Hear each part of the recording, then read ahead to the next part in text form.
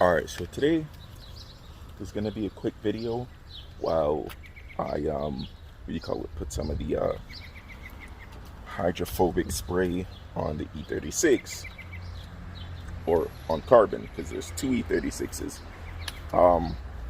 So yeah, what I wanted to do is talk about bag versus static. Everybody always tells me how coilovers are so much better, da-dee-da-dee-da. But that's really not the case, because, for example, this weekend I had a very, very big issue trying to get an oil change. Why? Because the car is too blood clot low to get into anywhere.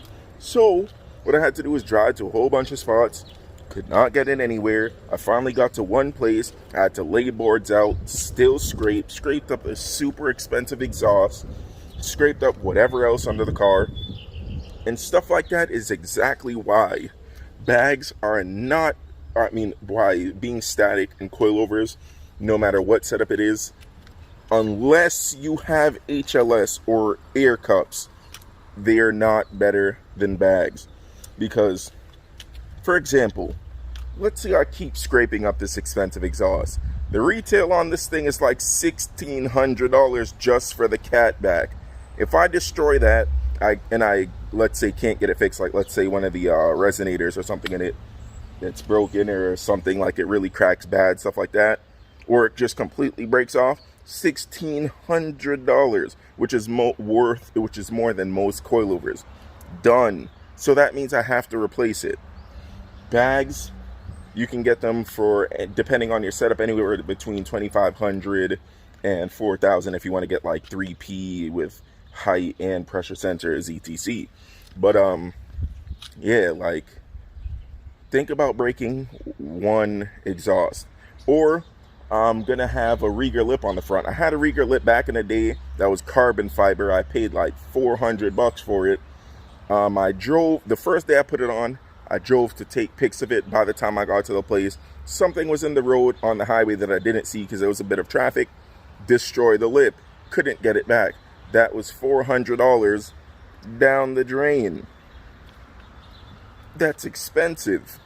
Not to mention, like, if you have like side skirts, or if you crack your oil pan, and let's say you crack your oil pan, you don't notice, you destroy your engine, like stuff like that. There's a lot of things that can happen when you don't have an adjustable height system on your car and you like to ride low. Just getting into the driveway, let me see if I could show you guys. It's a pain. And a lot of driveways are even worse than mine, but for some reason mine is like the worst on my street. But look at this. If you guys can see that, there's about 1.5 to 2 inch lip to get up into the driveway. If your car is slammed, you can't really get up there. If your lip is really low, you may be able to get up there and stuff like that, but it's going to scrape. Once you keep scraping, it's eventually going to scrape to the point where it gets destroyed, or you have to replace it, and that's, again, expensive. So not having bags or a height adjustable suspension in the long run will always cost more than bags, unless you just run a whole bunch of shit parts on your car.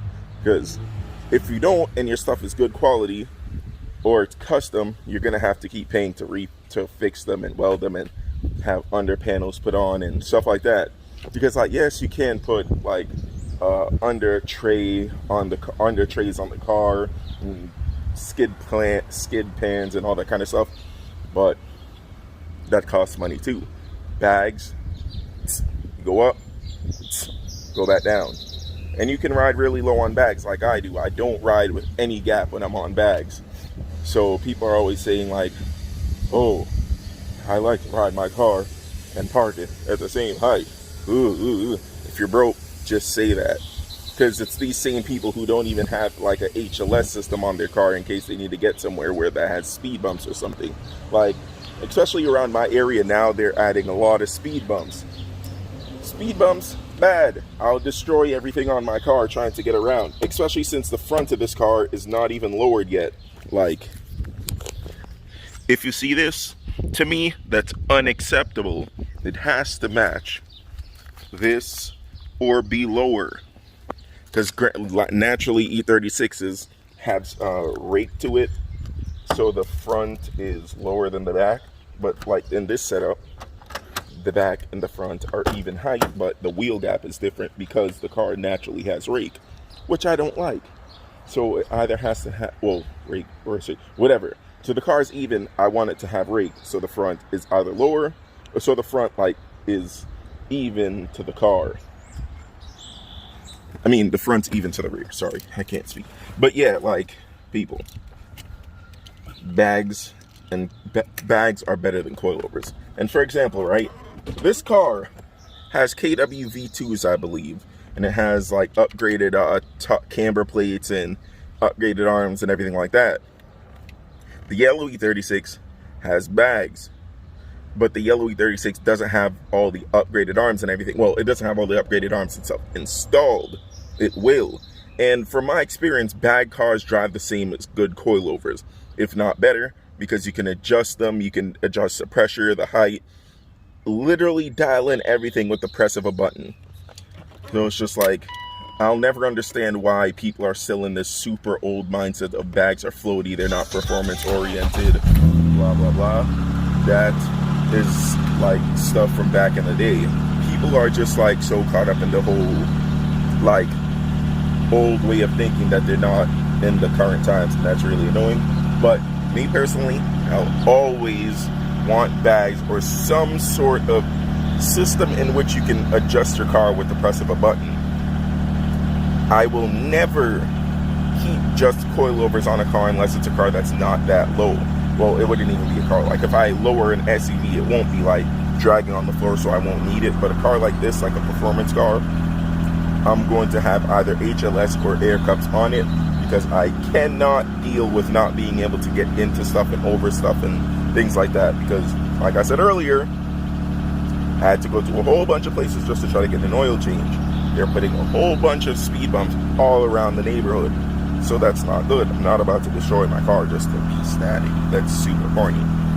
But yeah, and then again, from a performance standpoint, they're really not that different. Good coilovers and a good dialed-in bag setup are the same performance. Like, I can take a corner at 80 in this, I can take a corner at 80 on bags. Like, there are people who do world time attack and drift and do all types of things on bags, and they perform just as good as the people who are on coilovers. And for most people, they perform better than the people who are on the cheaper coilovers like Racelands, BCs, etc. So they usually perform at about the same level as a KW or an Öhlins or something like that. Unless you have like those super high, I don't even remember the spec. I mean, I don't even remember the brand, but they put them on GTRs and stuff like that. And they have like that side reservoir where you can adjust the dampening and stuff externally and all that. Those like super high level, like 8 to 12,000 JRZ, like that super high top end performance coilover stuff like that will always outperform bags no matter what, because they're just super one, expensive, but they're top notch quality. But at the end of the day, you just can't beat like how convenient bags are. Yeah, because people, come on now.